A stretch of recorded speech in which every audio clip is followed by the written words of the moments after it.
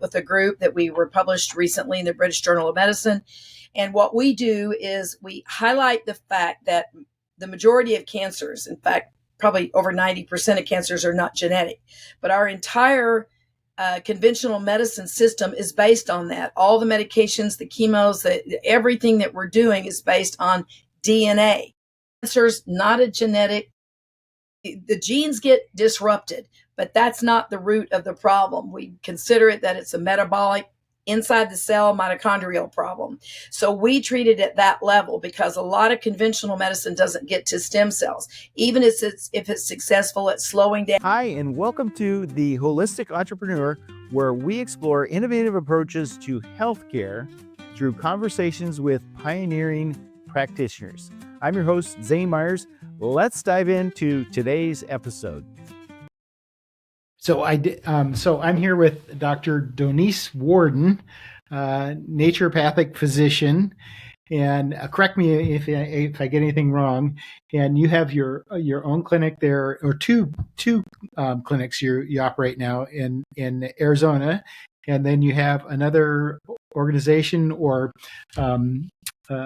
called let me see if I've got this right, based out of Florida, Prove It Research, which you're doing clinical trials, and I actually want to ask you more about that too as we get going here. So did I get everything right so far? Well, almost. So let's start with Donese. My father's name's Don, so it's Donese, not Denise. So that okay. You were close. And I see a lot of virtual patients now. Almost all of my practice, they're clients because I'm metabolically treating cancer patients all over the world. So I still do have a clinic in Gilbert, Arizona, where I see patients, but I'm really trying to just narrow down on doing. So then Prove It is, yes, we incorporated in Florida, and I'll tell you more about that research company, which is quite exciting. Yeah. Yeah. So tell me about how Donese Warden, how you ended up. I kind of like to go back and look at how you got started in naturopathic medicine. I did pick up a little bit about you were in college at the same time as your son, but you had a background in media, and had a talk show on one of the networks. And tell me about that, and just give me kind of a sketch of even. Yeah. Long ride. I was in the television business. I was a broadcaster. I was a media newscaster. And I also had a couple of television talk shows. That was with NBC, ABC, and CBS in the day, but mostly NBC. And then got moved and went into other things. And my son was in college at 5 years old. Getting college credit. I'm driving him, and I'm thinking, okay, I love education. I had my master's degree. I'd had a lot of background. I'd always been interested in medicine. I was working in nutrition and sports training. I'd always been athletic and competitively working in athletics. And I thought, well, you know what? I'm interested in science and in medicine. As far as allopathic medicine, the only thing that I would have been that I considered would be literally brain surgery or neurosurgery or cardiology, because those are mechanical things. The rest of the parts of medicine and traditional, I wasn't that drawn to. But when I found out that as a naturopathic medical doctor, that I would be licensed in both. I would be able to prescribe meds, do minor surgery, and understand and know the traditional side of medicine, but also be licensed in the alternative medicines. That made sense. And went back and went to medical school and got that completed. And while I was doing it, I was training a lot with European doctors, because in some areas of medicine, they're still ahead of us, in my opinion. Mm-hmm. So it seems like when we think of traditional medicine, as in my journey, it seems like that actually traditional medicine is really alternative medicine, and what we think of as traditional medicine now, allopathic medicine, is really not traditional. Those are terms, right? We've got to settle that at one point. You're right. Traditional medicine traditionally would be Ayurvedic and Chinese medicine and the traditional and indigenous medicines. That is traditional medicine, but somehow along the line, traditional became allopathic, regular, what your conventional medicine is really a term that we're starting to use more, conventional medicine. And instead of alternative medicine, there's integrative medicine, where we're using both. And I sit in the middle because I'm licensed in both, and I'll do and think about whatever is best for the patient in that moment. But I lean toward the side of trying to do natural first. So when you're talking to, so you say you do a lot of cancer patients now. So run me through a typical situation that you're dealing with. And I have a whole bunch of questions that I wrote down here too. But well, I work with all stages of cancer, but I get a lot of stage 4 cancers that are terminal stage 4. They've either completed out the conventional medicine and they don't have anything else to do, and they're saying, I'm still in the fight, I still want to do this. They're looking for something else. Or whatever stage they're in, they say, I want to do integrative. I want to do metabolic therapies. And so that's what I specialize in. I'm a published researcher in it with a group that we were published recently in the British Journal of Medicine. And what we do is we highlight the fact that the majority of cancers, in fact, probably over 90% of cancers are not genetic, but our entire conventional medicine system is based on that. All the medications, the chemos, everything that we're doing is based on DNA. Cancer's not a genetic. The genes get disrupted, but that's not the root of the problem. We consider it that it's a metabolic, inside the cell mitochondrial problem. So we treat it at that level because a lot of conventional medicine doesn't get to stem cells. Even if it's successful at slowing down or regressing a tumor, a lot of people have reoccurrences because they left these stem cells there. So the therapies that we do, either in conjunction with conventional medicine or instead of, or at the end, is a hyperbaric oxygen, ketogenic diet, repurposed drugs.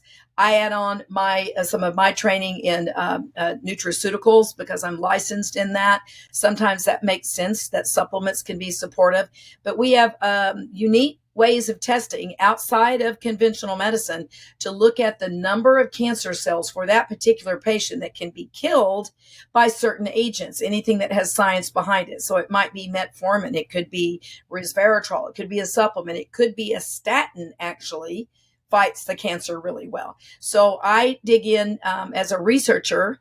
I'm not just a clinician, I am a researcher, is that I'm looking at what is there, what can we look at, and then very much utilize precision medicine or personalized medicine. What does this patient need, and where's their mindset? What do they believe in? Because I know the best pharmacy in the world is the body's. When we take out what it doesn't need, put in what it does, it's highly effective and no side effects, right dosage, better than any medicine we're going to come up with. So the belief system of the patient is very big in what I do as well. I want to educate them, both sides, all of their options, really let them understand what we know and don't know on both sides of medicine, and then help them believe in their intuition to be able to make good choices. Well, we have somebody in my direct family right now who has stage 4 cancer and is doing all this outpatient and doing some surgery and chemo baths and removing organs and, down to the final, let's figure this out. So you talked about a number of different ways of addressing the cancer. And talking about working with people that are stage 4 who have exhausted all their regular allopathic medical oncological approaches, and now have said, okay, I need to do. I'm in the fight, like you said, and I need to do something different. How do you get to the point? Okay, so because you suggested a number of different things, a number of different ways. How do you make the decisions on which direction you're going to take this patient in? By science, yeah. By science, by research, by the clinical evidence, and by looking at the patient. So I look at their labs, I look at their imaging, I look at their type of cancer, what the histology is, how aggressive it is, where they are. Is the body strong enough to even do more therapies? Or are therapies just going to exhaust them and they have no quality of life at the end? Where is their mindset? Like it sounds like your family member is like, I still want to continue to do all the way to the end. Some patients do. Others go, no, I'd rather go on a cruise with my family. What can I do to feel better in that time period? Right? How can I? So it depends on what the goal is. We'd like to say the goal is always the remission of cancer, that it's gone. And, we in medicine, we're taught not to give false hope. I think we need to give more hope, especially to these stage 4 cancers, because they can have good quality of life. And here's something everyone needs to hear, and it's not false hope, it's reality, is for every type of cancer at every stage, there is a survivor, a documented survivor of someone who they had a spontaneous remission. You can't explain it in modern medicine. So I tell patients, well, why not you? So if they're still in the fight, they still believe, they're feeling good, they have a quality of life, why not them? And it's not about spending a bunch of money, taking their money and doing all these different things that they're reading about. It's got to be, in my mind, for me, it's got to have science behind it. We got to have studies. We got to know, at least clinically, that we see that this is helping people and that it's not going to be a huge financial strain on them, and that they are choosing to want to be in this fight to the end, or to still believe that they have a chance to not just survive, but thrive. And those of us working in the metabolic therapies, we extend life, we have better quality of life, and we have people that have had terminal diagnosis that are still alive and doing well. So tell me about spontaneous remission. So it seems like, and I've heard of this before, but what is this? You say there is no science behind it. Tumor is gone, the cancer is gone, and it's not coming back. There's no sign of cancer in the body. That's what that means. Can't see it. Markers, the blood markers don't show it. There's no tumors. We can't see it. Can't find it. It's gone. And you don't have any explanation for it. Well, it depends. If they're doing other therapies, we could say, did we have a part in that, right? But even before we started doing the metabolic type therapies, there were documented cases of this. And this is, you'll find this interesting, is Kelly Turner's a PhD. She wrote a book, Spontaneous Remission, or Radical Remission. Radical Remission is the name of her book.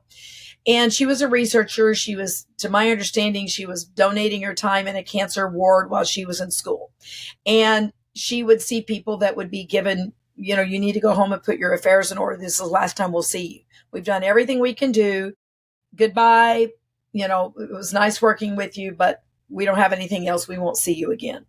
And then she would see them back months later and say, well, I'm confused. I didn't think we'd see you again. They go, no, I'm here. I'm just doing a checkup. My cancer is completely gone.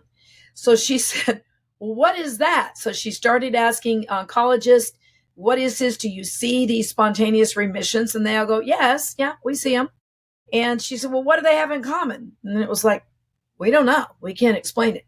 She went around the world with all the documented cases, and she put together several things. And I'll condense it for you. But really, most of them had done some kind of radical change in your diet. Now, ketogenic diet is something that we use as treatment, and that is a radical change for most people. It's high fat, low protein, very little carbs. And I know that there's a lot of treatments that are treated well with keto. I think of epilepsy, and there's just a whole litany of things. Neurological, Parkinson's, MS, you name it. Anything, brain disease, cancer, ketogenic is very, very good. It's a core principle of what we do. So she found a radical change in diet. She found a radical change in their exercise. If they were marathon runners, they were creating too much oxidative damage. They needed to slow down and not do as much. Those couch potatoes need to get up and move. They had a radical change in their movement. And the other three things had to do with kind of a spiritual connection, finding something outside of themselves, something where they felt a sense of peace and gratitude, and they were not afraid of cancer and not afraid to die. And I can tell you in my practice, that's who I see that thrive, not just surviving, but thriving. They're living in the moment. They're living in gratitude and loving every moment. And they're not afraid of the cancer, and they're not afraid to die. That is strong medicine right there. Yeah. So you mentioned metformin, and that's kind of a controversial thing because I've read some recently. I have a little bit of a medical background too. I've read some information recently that was, I've read a bunch that was very positive, and then recently some very negative kinds of things about metformin. So can you address those? I'm kind of going off topic, but Yeah, now that's I'm just okay. Yeah, satisfying my own curiosity. right. That's fine. So, it's not, I don't think it's a cure. It's a one-off for everybody. I don't think there are panaceas. I think everything should be personalized. Some people, metformin could be extremely helpful for, especially when we're trying to get them into ketosis. They're doing the ketogenic diet. They're not getting sugar, but they're still having trouble producing these ketones that we need. And so we know it's coming from the stress side. There's a glutamate pathway, and then there's a glucose pathway. And if they're stressing and they've got all this going on, we know it's too hard to do it with just the diet. And doing metformin helps us get there. There's also longevity studies that it shows that diabetics, they don't live as long as regular people, except when they're in metformin. When they do, studies are showing they're outliving the normal person, the regular person not on metformin. And so, I don't know that we know exactly who that avatar is, that patient that perfectly fits it.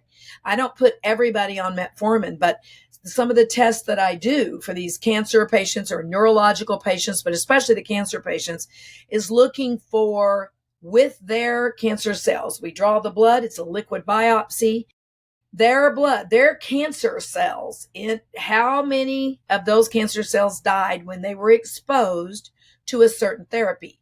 Metformin shows up pretty well in most people. Maybe it only kills 30%. Maybe in some people it kills 80%. Sometimes it beats the chemotherapies. Sometimes it doesn't. And that's just one example. There are hundreds of agents that get tested by these kinds of tests to know which ones are going to kill the most cancer cells. Then you also have to look at the individual, the patient in front of me. Can their liver tolerate it? What's going on with their gastrointestinal? You have to look at the whole patient. So there's not here's the protocol. Everybody do this. You won't get cancer. If you have cancer, it's going to cure it, or you're going to live forever if you do this. We're not there yet.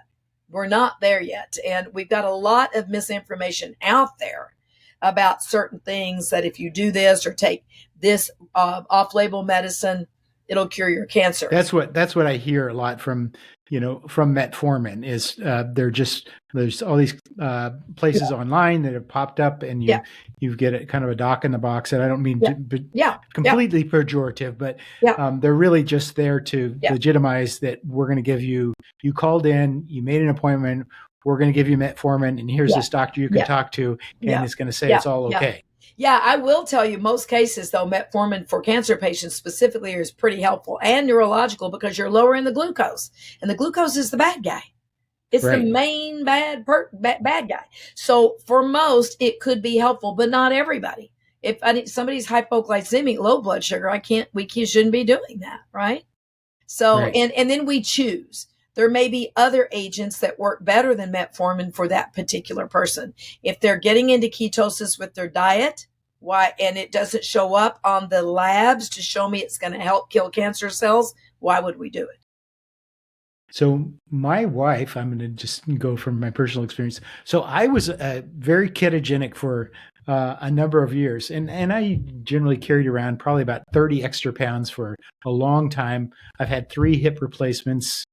Pretty much died in the hospital on the last one, and was fortunate to come out of it. Now I still play tennis, although not quite so fast anymore.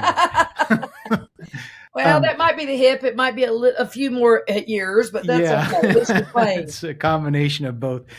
But so she just can't tolerate a ketogenic diet. So, I mean, I can get on it and stay on it and it work for years, but then we're kind of on these 2 different pathways.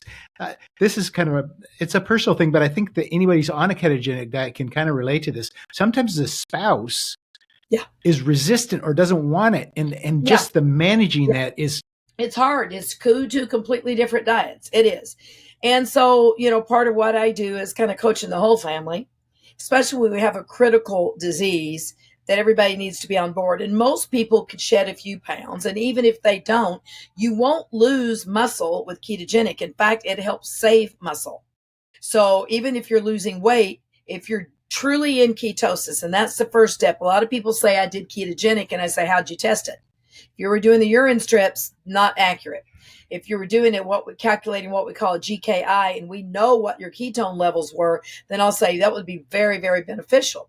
But a lot of people just did it. And what they did was cut out, vegetables and fruits and all, they cut out good things, and they weren't in ketosis. So they lost weight, but it wasn't healthy. You have to do it right if you're going to do it. You have to look at your macro and micronutrients. You have to know that you're in it, you're doing it right, and it will do amazing things. But if you're just limiting your diet and losing weight, it's just another diet. Right. Yo-yo diet. Yeah. Which is worse than being a few pounds overweight. So tell me about Prove It research and how you got started in that, and why is that different? So I just read there's not a lot of information on your website, but no, we're just we're too busy to make the website. Actually, we literally this weekend are going to try to get the real website up and going, just for these purposes. But we don't need it for business. And the reason why we did it, for 25 years, I have formulated for the nutritional industry. And I know how bad some of the quality is. We might talk about that in a minute. But I've been in the formulation. I'm part of the team that brought pea protein to the market. Didn't exist before us. We changed the whole market because everybody had these healthy greens drinks that were spiking people's blood sugars, right? Mm-hmm. So I found it. I did a study, and boy, I got my head chopped off about it. But changed the industry. Now everybody's protein drinks, green drinks have protein in it, and resveratrol and everything else. So I would help companies when they had an FTC or FDA complaint to be able to comply and know what they were doing wrong. So I didn't set out to do this company. I've got other companies, but yours is the Holistic Entrepreneur Show. So everybody watching yours will understand that, Here's another thing. But this was, I got approached by an epidemiologist that was working for a large contract research organization. These are the groups that do the studies, safety and efficacy studies, and do the clinical trials for pharmaceuticals. And pharmaceuticals can pay several $1 million for these studies because they're going to make billions, right? There's an ROI in it. The nutraceutical, the supplement companies, and some of the smaller wearables, the health and wellness industry, they can't afford that kind of money, nor should they, because they don't have to go through the same steps that pharmaceutical does. So we said, okay, we're both doing this and helping these kinds of companies. Let's form a company. So we made it affordable, yet still very strict and rigorous research. So we design and conduct the clinical research. Sometimes it's taking data they already have, and we are the third party, non-biased, that can give them what they need to make the claims they need to do, and the safety and efficacy. And if they want to do clinical trials to see what is it all working on, we do all of it. And we've made it affordable and specific to the health and wellness industry. How do you market that? We're not right now. Well, we don't need to because of our connections. Yep. I have a co-founder and it was just word of mouth. It was just told one company, they told another. Now we're like, okay. So now you're busy. Scaling quickly. Yeah, we'll get a website up, and right now, it's been a year, not quite a year. We've just been really just taking the ones that we knew that we could handle and do well. And others are waiting on us, and that's okay. But we are ready at this point to we've got our nuts and bolts put together, and we're ready to rock and roll with it. And we're excited about it because we're really helping a lot of companies, good companies that want to do the research, not the ones that are wanting to sell you something they shouldn't be. They know it's contaminated. They know it's got bacteria and viruses. It's got heavy metals in it. These are the good companies that want to know what is their product doing. And it's interesting. Sometimes they come in and say, well, we think it's really helping on sleep because we're getting feedback. And we'll do the clinical trial, and we'll put all the, the feelers out in the way you design it.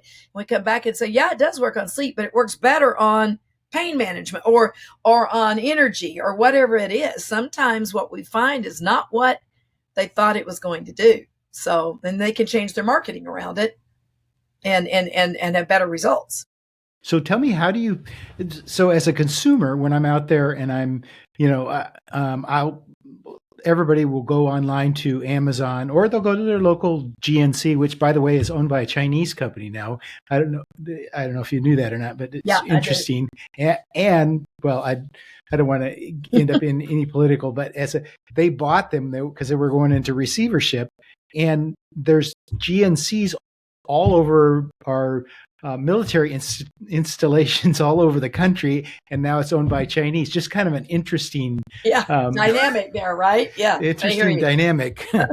But anyway, when I go out and I say, okay, I want to have a resveratrol supplement, or I want vitamin D, or I want fish oil, or I want different things because I feel like these are important in my diet, and then I'm looking online for a particular brand, or I'm always looking for someone who's got some sort of USP, or they've had some kind of testing. See, and I don't really know. I'm not an expert in that area, and so as consumers, they don't know either. So how do you, if you go onto Amazon, you pick out something, oh, this is a good deal, this is vitamin D, or this is whatever, some sort of multiple vitamin that's got all this stuff in it that's great for my bones or my joints or whatever, then, but it may be made in China where there's absolutely no regulation, and how do you know? You don't. And that's the honest truth. So you don't. And here's the problem. It's not just China. It's here. Supplements are regulated as food, not as pharmaceuticals. So there's no real oversight regulatory. Only if people start having problems, like with curcumin and turmeric recently with liver issues. It's not that it's the substance is bad. It's the way it was being processed. So you don't. And there's a lot of bad players in the nutraceutical industry, a lot. And so I have a full-time person, and this cuts out my profit, but I'm not going to do it without, because I use it as my medicine, and I'm not loyal to one company. I have multiple companies. I have some in my label in this, and here's why I have a full-time person. We require that every batch, not just once a year, showed me you looked at some ingredients that came in one time and you dumped it into the corner in the manufacturing facility. No, on this bottle, on this batch, show me you did all of this testing for heavy metals, arsenic, lead, mercury, all the things that shouldn't be there, bacteria, viruses, mold, fungal. They have to prove to me that they, on that batch, do it. And I only work with the best companies, but even the best companies can get a bad batch. And if you're just looking at it at the beginning, when that raw material got dumped into a manufacturing facility and it sits there and it grows stuff, then they put it into a capsule and you don't know what happened. I make them show me in batch run. I mean, it is a full-time job. So here's what consumers can do, a baby version of that, but one you can, I say, if you love a product and you're taking it and you can feel it, you believe it's working for you, you can look on the bottle, call that manufacturer and ask at least for a C of A. It's called a certificate of analysis. Now, they should be doing that testing. It's inexpensive. They should all be doing it. If they won't, if they tell you it's proprietary, that's not right. No, I knew what the word you were going to use testing right there. They should be wanting to give it to you. I tell people I'd rather you be on nothing than on something you don't know that it's first not doing any harm. Yes, I like resveratrol too, but not resveratrol with heavy metals in it.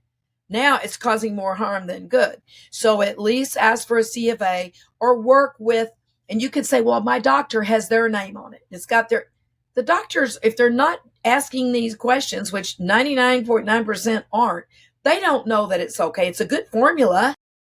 And they've got a reputable manufacturer, but they don't know. So, it's hard. It takes out the profit when you are as rigorous as I am to make them do.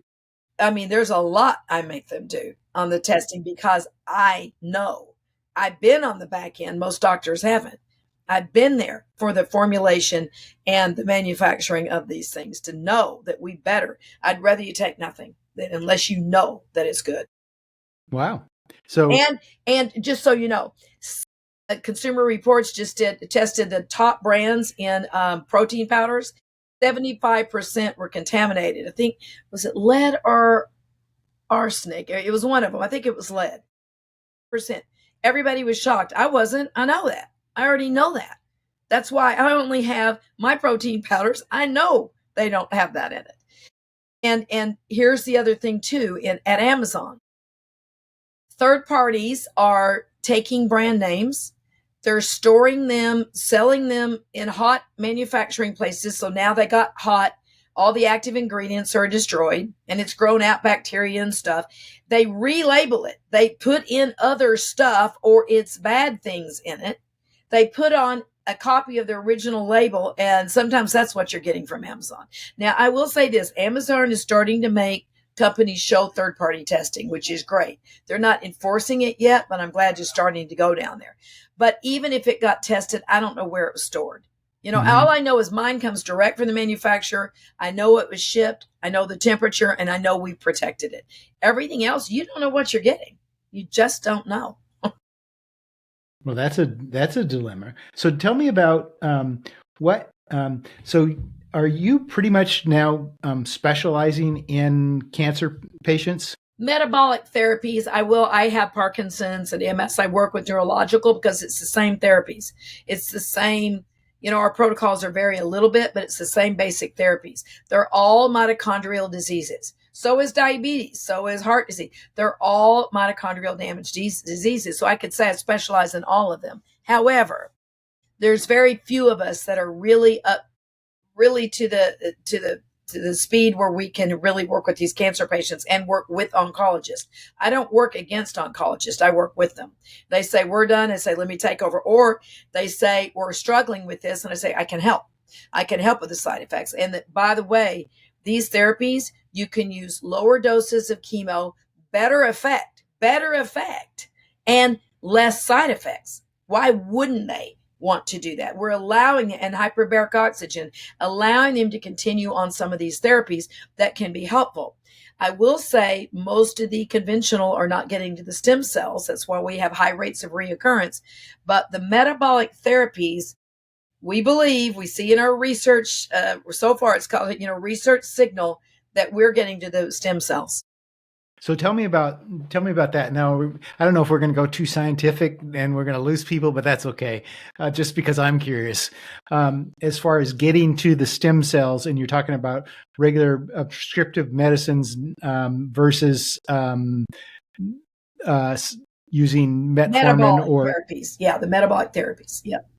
So tell me about that. When you do chemotherapy or radiation, it's not killing the cancer stem cells. So the ones that survive are stronger and smarter than the ones that got killed off. So when that reoccurrence comes back, it's far greater. It's far worse. Yes. It's far worse. You get a reoccurrence, we know it's worse than the first time. And that's because the ones that grew out are the ones that are already resistant to the therapies. It's kind of like antibodies. Right. Well, they're just antibiotic treatments from day one. Right. So the therapies that we're using, we believe are getting to those stem cells. So, a lot of my patients, they're coming at all stages. When I get a stage 1, stage 2, I'm going, okay, easy, got it. Do these things.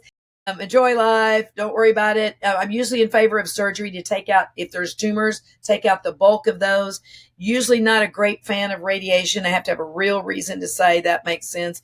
But in some patients, chemotherapy is warranted. It makes sense. There's 4 types of cancers that it can actually cure. So it's not either or. It's about what's the best for the patient in that moment. But in all instances, in my practice, metabolic therapies are always a piece that should be being done. So tell me about your talk you did recently at the UN. Yeah. So a couple of things about that. It was supposed to be women and AI.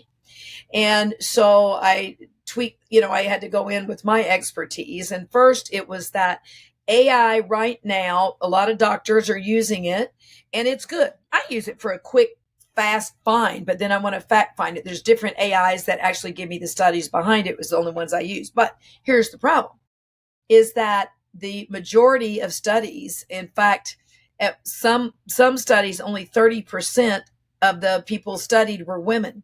Women are very different than men. So the AI is being trained on a model for 150 kilogram white male. That doesn't cover the rest of the population. And women, we metabolize drugs differently. at different speeds. We have different side effects. We present differently with diseases. Like a heart attack looks very different like the flu in a woman. That's why a lot of women still get ignored in the ERs with a heart attack. It's not the down the arm and the chin thing. We're very different. Our brains, our hormones and all that. We also have different side effects. And we know in cancer, certain cancer drugs don't work as well in women as they do in men and vice versa. So right now, if we 100% are relying on AI, we're missing out on some good information. And I believe that intention should always be there. A physician's experience, like I have 25 years of experience, and I can look at a patient. I can see a lot of things by looking at a patient. AI is not doing that. And in Chinese medicine, it's called the Shin. There's a doctor's intuition and experience. Right now, AI cannot take over for that. It's helping us. Eventually, it's going to do a lot of things. Do I think it'll ever take over the intuition part? No. I think we should use it as a collaborator and use both. That's good medicine. The other part of the talk was these countries that are trying to help women entrepreneurs. They don't have money. They don't have, they haven't had education. How can we help them have businesses and survive? I said, they are the women are the ones that have passed along these plant medicines, these indigenous medicines we were talking about at the beginning of this. They're still using them. And guess what? We go, oh, that's third world stuff. Well, guess what? We in America have the worst chronic degenerative diseases and the worst stats than anybody. So they're better off in many instances without Western medicine. You get hit by a car, you want to be here. But for chronic diseases, we're a miserable failure. But they have these old medicines that they've used for centuries that we could be helping them know how to monetize make products out of it, and help their tribes, help their communities, help them become entrepreneurs. So that was a piece of it. And, people go, well, why would we do that? I said, well, 80% of medicines have come from plants. Aspirin is white willow bark. 80% of the medicines have come from plants. And then they turn them into stuff. They manipulate them so they can make a patent out of them. But they got their idea and they got the information from plants. And here's the big piece. Less than 15% of the planet's biomass of plants has been studied. There's a lot of medicines out there. So that's a nutshell of what I talked about at the United Nations. Well, that's an interesting topic. So tell me about regenerative injection therapies. I noticed that was something you had on your site. Is that something that you're actively doing, or something that you have done? I taught it for years, did it for years. I was one of the first doing prolotherapy, platelet therapies, all these things, because I studied in Europe, brought a lot of this mesotherapy over from France. So I taught for many years and did it. There's plenty of docs doing that now, and that's fine. I am spending my time advising and giving the advice of what needs to be done, not doing those therapies anymore. I don't do those therapies anymore. But there are some great types of therapies. I think that we've got to be careful with stem cells and peptides. Everybody's talking about it. Mm-hmm. I think they have great potential, because I was working with a clinic in South America with peptides 15 years ago before anybody was talking about it. The great potential, but we don't know enough now. And for everybody to go, oh, I want to live forever, I'm going to go get some stem cells, or those same stem cells could be helping cancer cells to grow and lengthen. And we know certain ones that do. So until we know more, I don't think everybody should be doing it until we know more. Great potential, but I'm not a fan right now of everybody doing peptides and stem cells till we know more, because I work on the oncology side. Right. So, so you have to be somewhat conservative in your approach. First, do no harm. Yeah. First, do no harm. Amen. So, truth in medicine. I saw something on your site too, that you're looking for HIPAA compliant digital tools, someone who specializes in putting together digital tools. So tell me, what do you have up your sleeve? What I have up my sleeve is people every day, every entrepreneur group I belong to, every group I go to, they go, we want to pick your brain. I can't get a break. It's like, and it's fine. I like educating, but and I can't just see everybody as patients, right? I mean, I see Mm-hmm. a lot, and I still will, but everybody wants to, well, I just want to ask you this. What about this? And they've learned to trust me. That's why it's called the truth in medicine. They know I'm going to give them to them straight. I'll say, I don't know yet, but I'll find out. It's rare, but I will. I can say that. If I say, hang on, give me a second. But most of the time, I'm not necessarily going with the biggest fad, the newest thing. I'm going to say, here's what we don't know, and here's what we do know. And they've learned to trust me. So what I'm doing is I'm putting together, and I need somebody to help me to do it, my team do it. We're putting together a monthly, we're calling it the Truth in Medicine Movement. And it will be a monthly, probably an hour and a half, where I'll pick a topic. I'll talk for a minute, a little bit, and then I open it up to Q&A. And it's pick my brain, ask me questions. So everybody can learn all these things about environmental medicine, what products that all the things that everybody has questions about, that I'll be able to answer it. So that's why we're doing that. Fun. Sounds like a huge project. Well, you got to build funnels and all that. I know what needs to be done. I've done workshops and things for cancer in the past. It's a lot of work. So that's why I need somebody to build it, let my team run it. So we'll get it done. I know the pieces. The problem is I have to be HIPAA compliant for people watching. That means every software integration, anything that touches any of mine, it has to be locked down and encrypted so that patient information is protected. And that means just your name. You don't even know you're my patient. A name, a phone number, it's all called electronic protected. And it's hard to put these marketing things together because most of the great tools are not HIPAA compliant. So I see you, when I did my little bit of research on you, it was like I was drinking from a fire hose. That's why I'm doing the Truth in Medicine movement. It is. Let's pick a topic. Let's talk about it. How do you want to clean up your home? What should be in there, not be in there, all that stuff. Right. Yeah, you had really a tremendous amount of information on, toxic liver, press pulse for cancer therapy. Maybe we should talk about that too. You talked about Alzheimer's, seasonal affective disorder for in the summer, respiratory ailments from wildfires, intuitive eating, PTSD, allergies, microbiomes. I mean, you really kind of had a lot of different topics that you addressed in various platforms. Yeah, I've been called a kind of walking encyclopedia. And the reason why is I'm a researcher. I'm up at 4 a.m. and reading the latest and greatest. But I'm also an educator, and I can speak, and I can bring it down to a level where people can understand it. And I know I can help more people by doing more of that. Bring back my media background and training now with all the wealth of information I do have. And I do have a lot. I've studied with the best in the world, and now I'm considered one of the tiers, these top tiers of information. So no matter what the disease is, there's a root cause or causes. You find that out, then you talk about what are the different ways that we can treat it and work with it. There's a reason for the body having a problem, and that's the first thing, and that takes time to root that out. But a lot of it is our lifestyles and all the things that we could be doing if we knew about it, and that's what the Truth in Medicine movement will be about, from a credible source. Because oh my goodness, I don't watch all these influencers on all this. I was just on one a minute ago. She's got 1 million followers. She's great. She's all over the world looking at things, and she's working with me clinically, personally. But, there's a lot of influencers out there touting all kinds of stuff, and I watch it for a second and just cringe. They have no medical background, no clinical experience. They're just jumping on the bandwagon. And I think it's I don't know. There's a lot of words I could use for that, but I don't think it's in the benefit or for patients listening, because it sounds good. Oh, I'm going to go buy that, or I'm going to go do that.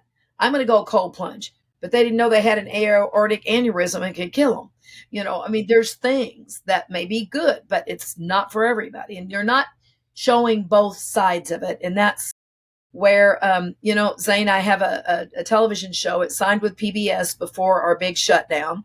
And then Castor Warner of the Warner Brothers was taking it to Discovery, and we lost her to an accident. And so now this show, it's going to be somewhere where it can be, where we can hear both sides without somebody being influenced by, somebody paying for the ads for network, which is where we thought it was going to be. But it's a debate show. I sit in the middle like I do every day, and I have an alternative medicine practitioner and conventional medicine. We talk about a topic and we hear both at once. We've done it in politics. We hear both sides. We hear the debates. We haven't done that in medicine. We have not heard both together. I talked to both. Yeah. I'm sorry. I was go ahead. Because I talked to both MDs and naturopaths and really acupuncturists and Reiki practitioners, and just really kind of the full gamut. It's interesting to understand how these things all work together. But I was talking with an integrative medicine physician who was very knowledgeable a couple weeks ago, and he was frustrated by the lack of acceptance of, in general, from the allopathic community for his approach, even though he had clinically just success story after success story after success story, and documented, and yet it was very difficult for him to get regular recurring referrals from that community, with some exceptions. Yeah. Well, few things. There's liability. If I refer to somebody and they do a poor job, I refer and I'm liable. That's one thing. Second is most of them are tied underneath an insurance model. And insurance only pays for certain treatments for certain diseases. It's cookbook. You have A, you get B. And they must stay within that guideline, especially in oncology.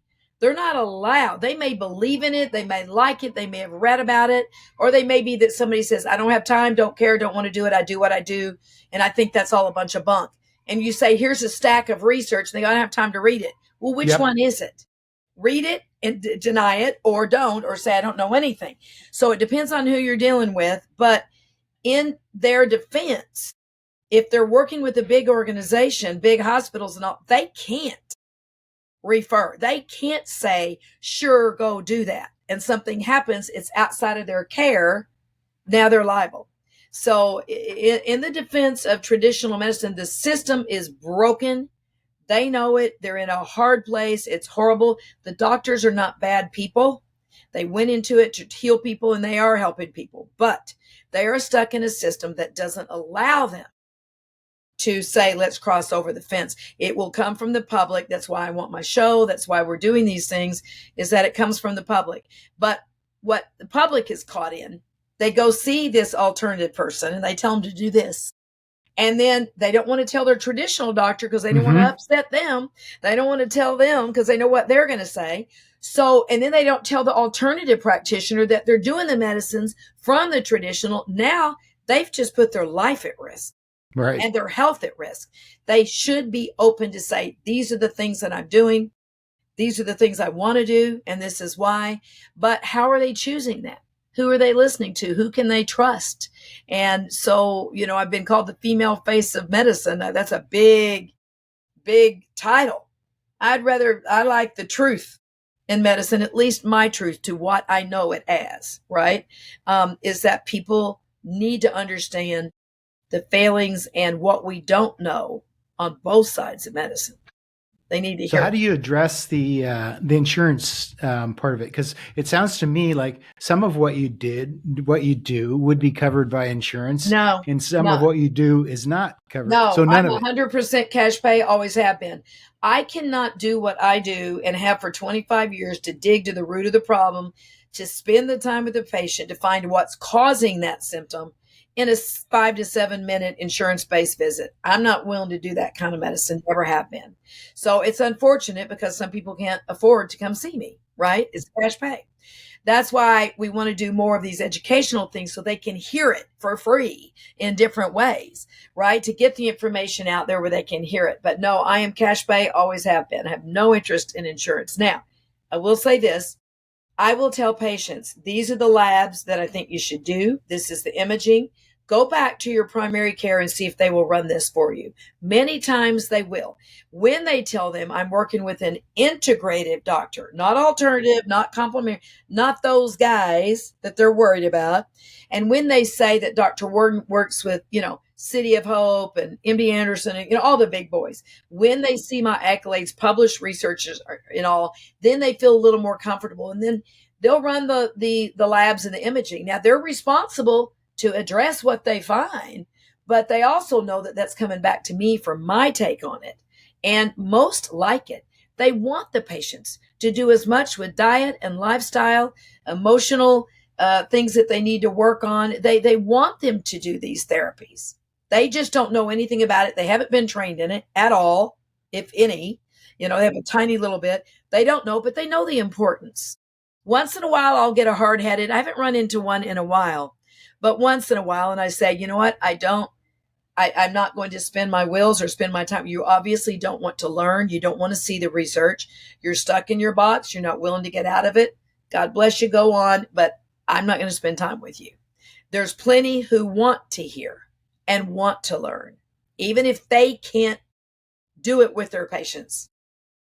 So let me ask you from a business perspective, because I haven't even got there, and usually I am way there in a big way. So by now, when you started and you weren't taking insurance from the very start, wasn't that difficult? And how did you get people to start coming to you when you said, no, you're going to have to come out of pocket? Sorry. Yeah. So it's called communication.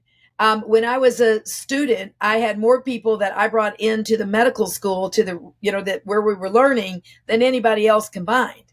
And it's because I talk to people. You stand in line at the bank. You open up, you say the right questions, you open yourself up, start a conversation. People go, I like this person. I trust them.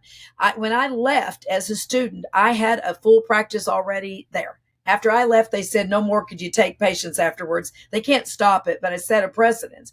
But there was some jealousy there from an entrepreneurial standpoint of my classmates. They actually went and complained. But then they came back and said, we wouldn't have any patients for you to be seeing and learning on if Dr. Warden wasn't bringing them in. So it wasn't Dr. Warden at that time, right? It wasn't a doctor yet. So it was that I had run businesses. I was older when I went back to medical school. I knew how to run a business. I knew how to be an entrepreneur. I knew how to connect with people. And medicine is the same way. It's no different than any other business. I still, for years, and they still come and say, how did you have the number one naturopathic practice in the United States? At one point, it was the largest. Now I want the most, mine's narrowed down. Is how did you have that? And I said, I got people better. And they said, well, what marketing did you use? Did you do ads? I said, no, I got people better. You get one person better, they bring their family, they tell their friends. I grew a practice. And like I said, I started a practice with student, but I grew a practice very quickly where I was turning people away and hiring residents to work for me, became the largest. And then I had, from an entrepreneurial standpoint, I was doing Repower Your Practice seminars for doctors to come. They said, we want to know what you're doing. How are you doing this? What labs do you use? Why are you using them? What do you charge? They didn't know anything about the business side. And so I did those for years and taught, and I made the vendors pay for it, and I got paid to teach what I knew, how to make a business out of medicine, a cash pay practice. And we want to use insurance. If there's something simple, send them back to their primary care. I don't like it when I see Integrative doing all these thousands of dollars of testing. The functional medicine, all these groups doing all this testing. If they just listened to their patient, if they just listened, they would have heard, not had to do all of it. And a lot of it could have been paid for insurance. That doesn't sit well with me. I always said either we do it through the insurance. I don't accept insurance, but I give them the codes, let them try, or send them back to their primary care and try to use insurance as much as we possibly can. They're paying for it. Use that. Some tests are not covered by insurance. Now those they've got to do cash pay. Right. And those tend to be the best ones. What would you say to somebody like a naturopath or a chiropractor who's specialized in integrative medicine, or what would you say to them if they're struggling, to get in patients? Maybe they're not as dynamic of a speaker as you can speak really well. I always saw you on TV, and you're obviously very relaxed and have a good, can have a conversation. But what would you say to somebody? What would your advice be to them on how to grow their business? I know shy, quiet doctors that do very well. They carry themselves with strength, they have a knowing within them. They have a confidence, and sometimes as physicians, a patient can fish out. They can smell it. They can smell the I'm not quite as confident, or maybe I don't know everything I need to know. So just being truthful and honest with the patients, they learn to love you, even if you if they make a mistake or they don't know everything. You've got to be as confident as you can, and you've got to be as truthful as you can. And patients love it when you say, you know what, I'm not sure about that. Hold on a minute. If you could do it right then, or I'll get back to you. They love that because they're part of a community. They feel that you care. You spend time that you're not BSing them with, I'm the doctor, I'm the God, do what I say. Don't question anything I say. Just do this plan. Many alternative practitioners try to run their businesses like allopaths, like the allopathic doctors. They still have here's the A equals B. I'm going to write this script, do what I say, come back in whatever days. Very cookbook. That's the way they were trained and the way they're practicing, and insurance pays for it and they get paid. When you're cash pay, you can't do it that way. You can't do it that way. You've got to create a community. You've got to create a feeling of truth and honesty and, and really confidence. And if they don't have the confidence at the beginning, that's okay. Say, I will work hard for you. And like I said, how do you build a practice? One patient at a time. You get them better. They are your marketing tool. Marketing nowadays doesn't really work. I mean, magazines quit working a long time ago. You've got social media. You might get a few off of that. I mean, those trying to build their practice that way, everybody's doing it. The Right. websites look good and all this stuff, but they're still struggling, right? Mm-hmm, mm-hmm. It's literally internal marketing is your best. Work with who you've got. And say, I need some more patients. Do you know anyone I can help that you could refer? Mm-hmm. Ask them. And that I used to teach that to the docs that were struggling. Your best marketing is your intro. Now you need to be seen online and all that. I haven't updated my website and I don't know when because I don't need to. I don't want to. I don't have the majority of the things I'm doing now on my website. It's word of mouth.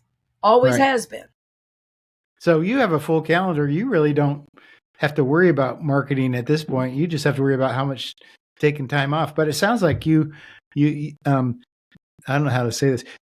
You're your own worst enemy because you have all these people lined up that you're going to talk to. Well, yeah. Well, no, I've always been that way, and I see it as, gratitude and all that. I've learned to say no, and I've learned to, we in entrepreneurs, you learn it's either and I don't like to cuss, but hell yes or a hell no. It's not this might work. It's got to be easy, lucrative, and fun. You got to enjoy it. If you're getting a new project, you got to really enjoy it. It's got to pay you something, and it's got to, you got to.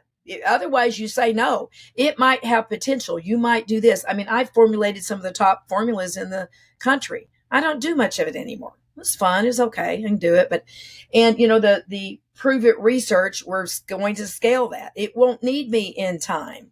I want to scale it and sell it. Right. Mm-hmm. I tell you what I love doing right now is being on stage with Les Brown. He is the master. Who wouldn't love that? Oh, well, I'm under his incredible. wing. He and I may do some podcasts together. He's my patient. He tells people she's my patient. She's keeping me alive. He has prostate cancer. I can only say that because he's out there saying it. I would never tell anybody who I'm working with. Right. He's pretty incredible individual. He's amazing. And so you brand up. But what I'm trying to do is more of that. I want larger audiences to hear the things that my experience and the things I have to say, so I can go back to my what's been on my website forever: educate, empower, and enlighten. That's what I do with my patients. I want to do it with larger groups. Educate them. Where's the truth? And empower them. You can do this. This is not that hard. Take these easy steps. We can do this. And then enlighten them, because when they have a spiritual connection, anything, I don't care what your belief system is, when they have that, that's when we see the miracles that aren't supposed to happen in medicine happen. And it's not a religious thing. It is about feeling connected and safe and in gratitude. So what I do every day, I can do on a larger scale with more people. So I will eventually keep narrowing down my practice with, a specialty few that I'm working with. But right now it's still robust. But I'm at a tipping point that, I'm being very selective in who I do accept as a patient. I don't do everybody that comes in. They got to be a really good fit. And I know that I'm the best for them. And then I'll refer them to somebody else if I think it's an easy case. I take the complicated, hard ones. That keeps me, I like that. Engaged. Yeah. That keeps me where my finger's on the pulse of medicine still as well. I want the tough cases. So I think I'm about ready to wind this up. Well, that about winds it up for today. Thanks for tuning in to the Holistic Entrepreneur. I'm Zane Myers. If you enjoyed this episode, subscribe to our podcast or watch on YouTube. Join us next time as we continue to explore both the art of healing and the science of business in healthcare. We'll see you next time.